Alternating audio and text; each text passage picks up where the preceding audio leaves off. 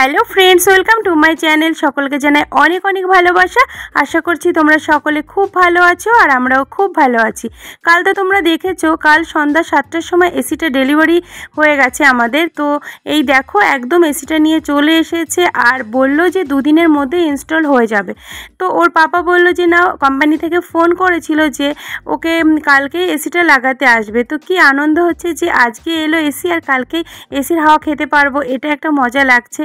তো দুদিনের মধ্যে ইনস্টল হবে বলেছিল। তোমরা তো জানো প্যানাসোনিকের 1.5 টনের এসিটাই আমরা নিয়েছি আর এটা দাম পড়েছে মানে ওই 40,000-এর কাছাকাছি, আর লাগিয়ে সমস্ত খরচা দিয়ে প্রায় 50 থেকে 55,000-এর মতো খরচা পড়বে আর কি। তো দেখো সকাল সকাল একদম স্নান ধান সেরে রেডি হয়ে গেছি, হানিকে স্কুলে দিতে যাব। তো এরই মধ্যে ফোন করেছে কোম্পানি থেকে, তো এসিটা লাগাতে আসবে।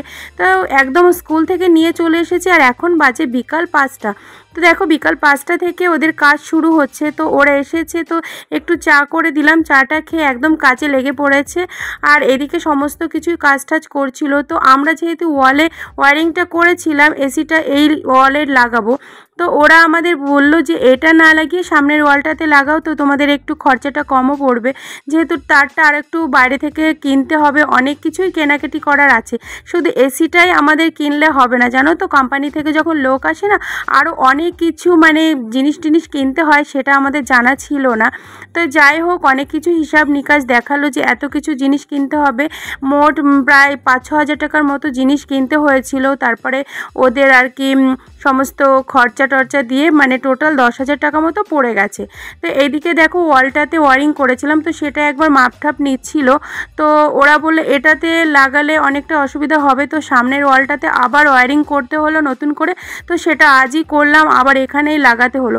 তার জন্য মানে অনেকটা টাইম এখানে নষ্ট হয়ে গেল। তো ওর পাপা অফিস থেকে একদম চলে এসেছে। আর জানো এখন কটা বাজে? রাত 8টা বাজে। কোম্পানি থেকে লোক এসেছে সেই মানে সন্ধ্যা 5টাতে, আর এখন বাজে রাত 8টা। আমরা ভাবতেও পারিনি যে এতটা রাত হবে কাজ করতে করতে।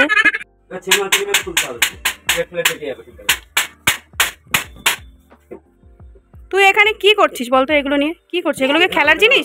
এগুলো কি খেলার জিনিস?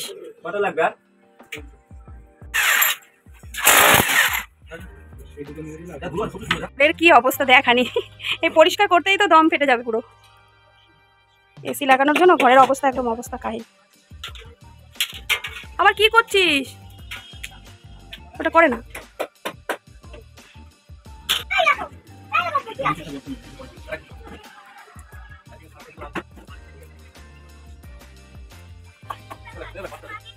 মোট ওরা 3 জনা এসেছিল কাজ করার জন্য, আর 3 জনাই কিন্তু সমানে কাজ করছে, একটুও বসে নেই। তবু যে এতটা রাত হবে কখনো ভাবতেই পারিনি।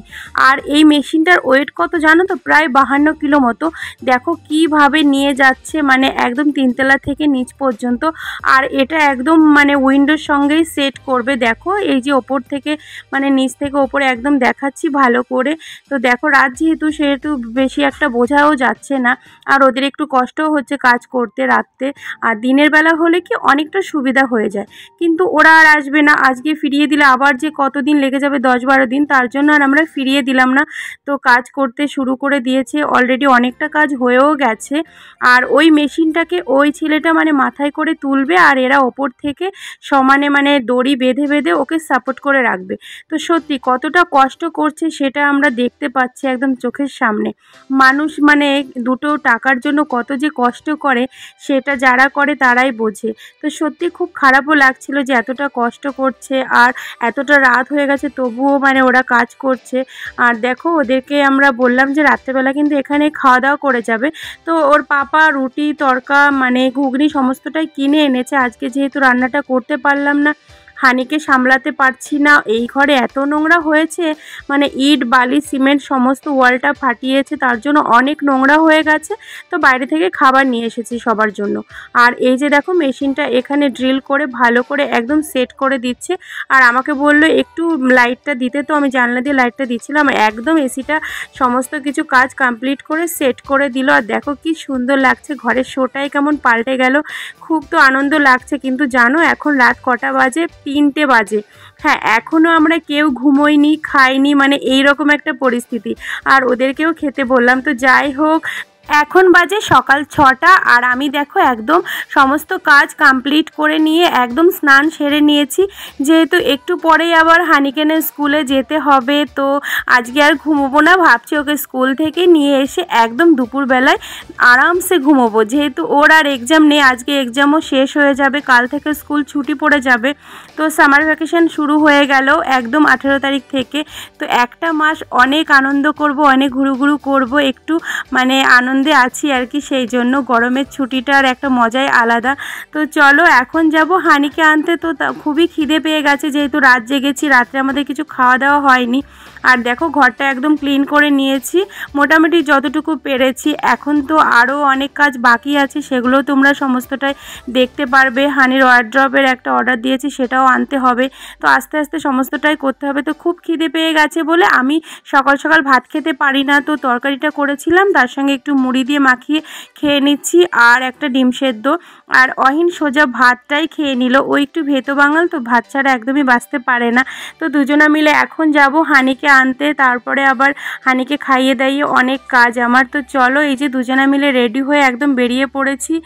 আর একটু রিল্যাক্স লাগছে, কেন বলো তো, এসে একটু আরামসে ঘুমোতে পারবো এসির হাওয়াতে, যেহেতু এতটা গরম না। আমার ভিডিওগুলি যদি তোমাদের ভালো লেগে থাকে অবশ্যই লাইক কমেন্ট করে দিও, প্রচুর শেয়ার করে দিও। আর আমার চ্যানেলটা কিন্তু সাবস্ক্রাইব করতে একদম ভুলবে না। টাটা।